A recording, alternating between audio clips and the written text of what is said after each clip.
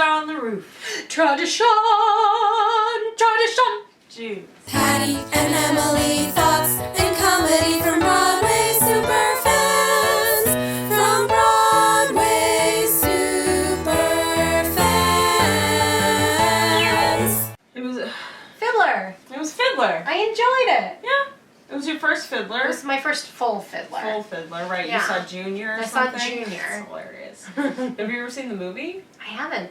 I saw it like a long time ago. Sure. Yeah, I like it, you know. It's like solid musical theater. Yeah, it's totally solid 60s musical theater. Yeah, I can see why it's so popular and why it gets done, and there's like themes that people should be learning from that they're not. Seeing it after not seeing it for a while, and at the beginning I was like, oh yeah, God, so sexist. Right. Forgot. But like, also that's one of the things that's really beautiful about the show is that you start off in, you know, half of what the show is sort of like breaking down some gender roles, but that also makes it 10,000 times more soul crushing based on the very end of the show. What happens with his third daughter. Yeah. You know? Well, and that's an entirely different issue. It's not, but it is, where it's connected to the religious aspect of it. Right. Especially the breaking down part. And I sort of had a memory of this, maybe just because it's culturally present, I remembered it from the Junior version, but his conversations with God, where he says, on the other hand, I like that between, like, you see what his brain is going through to break down whatever barriers this tradition has built up. Each time he comes to one of those roadblocks, and unfortunately in the last one, he's like, nope, keeping it up. Yeah, it's so disappointing. And then disappointing. there's a little chisel in at the end. Yeah. I mean, it's sad because I feel like the reasons why he is able to overcome all of his other ideas to make his first two daughters happy is because he puts his highest value on their happiness. And then you're like, why is she any different? And it doesn't really, I mean, aside from showing the overall importance of his faith in his life and Judaism in general, it doesn't really give a reason for why he's like, on the other hand, there is no other hand. Right, exactly. I wish there were something else in there. Right. I mean, the only thing you can really pull from it is that, you know, because he's poor in the life he's leading, his religion is, because if he doesn't have his religion, he has nothing. Right. I wish Golda had a song. Yeah. Why doesn't Golda have a song? I don't know. Also, I was surprised. I guess I did know, I think, all of the music from this show, but I wasn't sure if I did. But I didn't know that Dream song. But that Seidel doesn't have a song. She sings in Matchmaker, but she doesn't have a song. The show is strange, especially because it like kind of is an ensemble show, but it's also like not an ensemble show. Yeah. Like it's so much his show, but then you also have these character songs that come into play, but then you're also sort of like, why are these songs happening? Yeah. Well, the men have songs. Because Perchik has a song and Model has a song. The show is just as sexist as the Judaism that it's honoring. Well, unfortunately, so was 1960s musical theater. Exactly. Yeah. So, yeah, I mean, it's sexist. Yeah. Like, it's cool that you get to have these moments where you see a sexist, horrible, you know, not horrible person, but person that has a lot of problems, issues with progress. It's good to see that. Yeah, absolutely. But especially, on the whole... Yeah. Well, and you would hope the people who have watched this musical so many times would see that process and then apply it to things that they're having problems with that they can't progress on. It's like very enjoyable, but it's obviously very problematic. Extremely problematic. I wanted more Jessica Hecht. I just wanted like a lot more Jessica. She's so great. She was great. She was good. Well, now that we've critiqued this 40-year-old musical, Yes. let's talk about the cast. Jessica Hecht! We'll start with Jessica Hecht. I mean, I She's fucking so love funny. her. She's great. She's wonderful. It's a good part for her. Oh God, when she came up, because I didn't remember what happened, so I thought one of them died. Oh, shit. I thought maybe Hava got killed. Damn, girl. Yeah. But then that's the emotion. Essentially, she had been. You know what I mean? Right. She certainly, what's his name? Tevye. Certainly, Tevye considered her dead. Right, when they found out that she Yeah, eloped. and it was as if she had died. Right. Yeah. And that's what Jessica Hecht was bringing. Oof. Yeah. God, Yeah. and she just sat there and she was like squatting and sobbing. Ugh. Yeah. That scene was really intense. She's a brilliant actress. Mhm. She really is. That scene. Once Hava ran away, all the scenes that Jessica Hecht were she was just Yeah. when she ran to hug her. Yes. And oh my God. Mm-hmm. I love Jessica Hecht so much. Danny Burstein! Danny Burstein!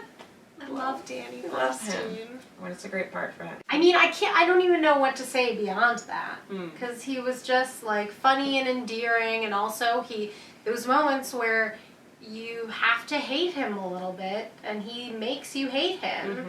Mm-hmm. And you, like, when he says, there is no other hand, and he pulls back the curtain, you could sort of feel the audience turning against him. I mean, like, I don't like that. Yeah. Yeah. And, like, he's Danny Burstein, so you gotta work hard to make me hate you. It's true that. That's very true. Mm. Yeah, I mean, it's like perfect part for him. Yeah. I mean, born to play it. That beard. Great beard. Great, real beard. Real beard Mhm. realness on stage. Mhm. Fantastic. Ugh. I mean, what else about Danny Burstein? He's great. Funny. Comedic timing. Carries the show. He's Yeah. got it. Yeah. All in his bag. Mm. I wish we could say more, but I know there's like I nothing really else don't to say. even know what else to say besides Danny Burstein. He's great. I'll say this: I wish the songs were more melodic, because you only have a few moments of like beautiful singing, and it's true. there, but just because of the type of songs they're almost all sort of in the style of a charm song, even though That's true. they're story driven. So I that's my critique, Sheldon Harnick and Jerry Bach. Alexandra Silber. Seidel. Great. She was great. I really liked her. Like, I just like that whole matchmaker scene. Yeah, it's a great scene. Mm-hmm. She really turns those sisters. She does. It's like, listen up, girls. I wish there was more. Maybe I just wish there was more fleshed out. I was like, oh, I wish the two younger sisters were involved in that too. Yeah, they just sort of come in at that and are like, why are our sisters so sad? You'll see, girls. Arranged marriages. I guess they won't see because they'll be in America. Right. Samantha Massell is Hoddle. She's great. She was great. She has a song. I forgot. Far From the Home I Love. Which is a beautiful song. Yeah. Really beautiful. Yeah.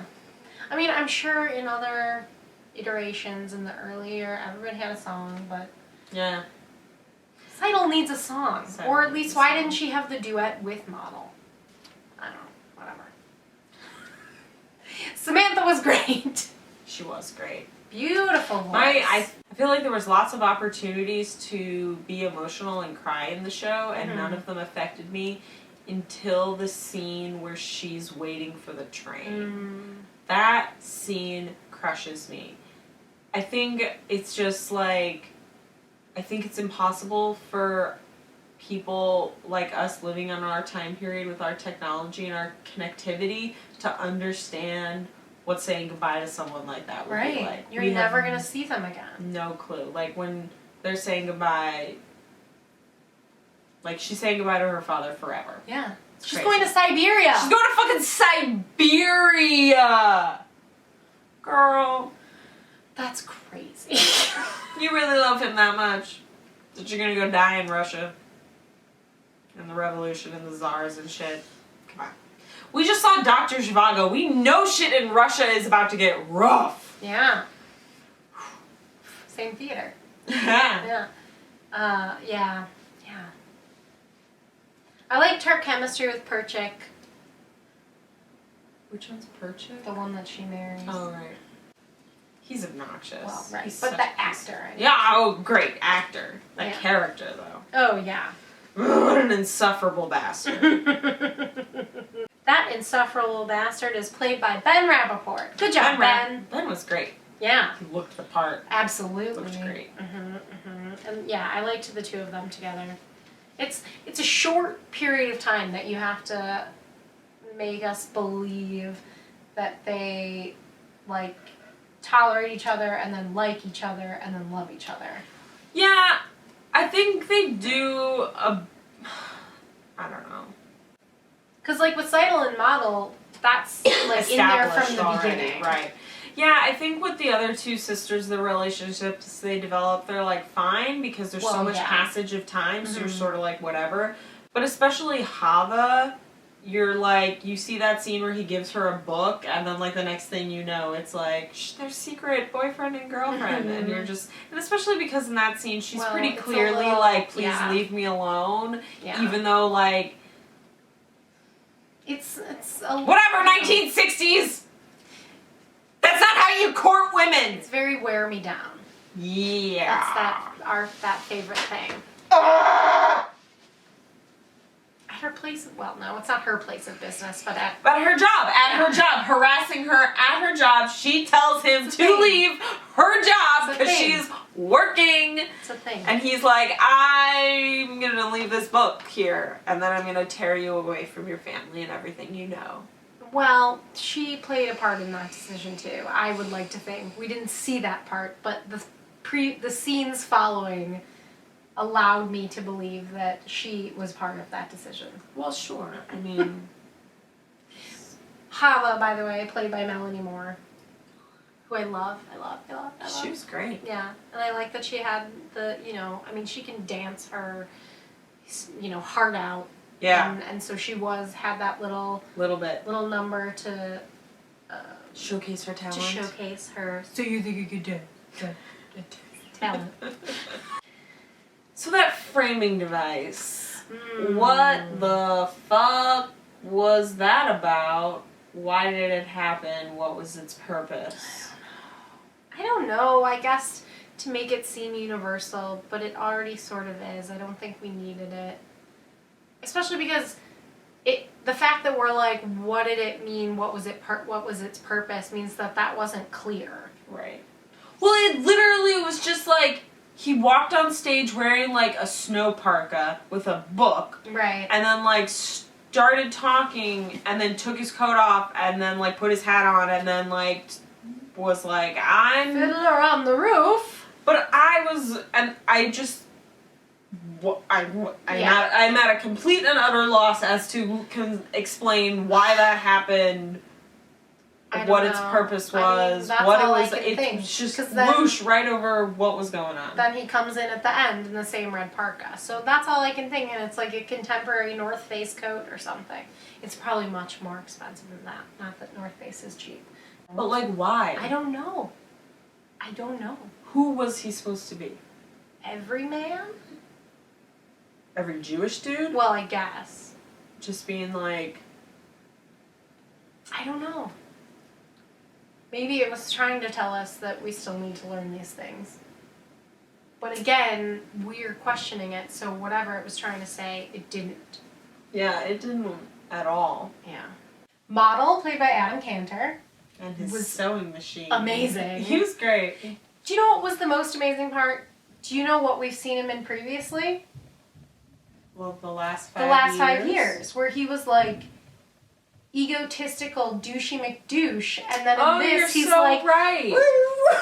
That's so funny. I was like, he was Jewish in both of them. Yes, he was Jewish in but both no, of them. you're so right. Yeah, absolutely. He's got range. Yeah. Good for him. And I just was like, because I don't know, that's the only thing I've seen of him, so I would be like, I'd probably cast him as Perchik. Right. You know what I mean? Right. Yeah. But he no, was he was great. delightful. He's funny and awkward. Yeah. And adorable little Jewy dude. Yeah, and I feel like that character can get irritating really quickly, but like, I loved it. From Broadway super fans. Fiddler. It's Fiddler. If you want to see Fiddler, see Fiddler.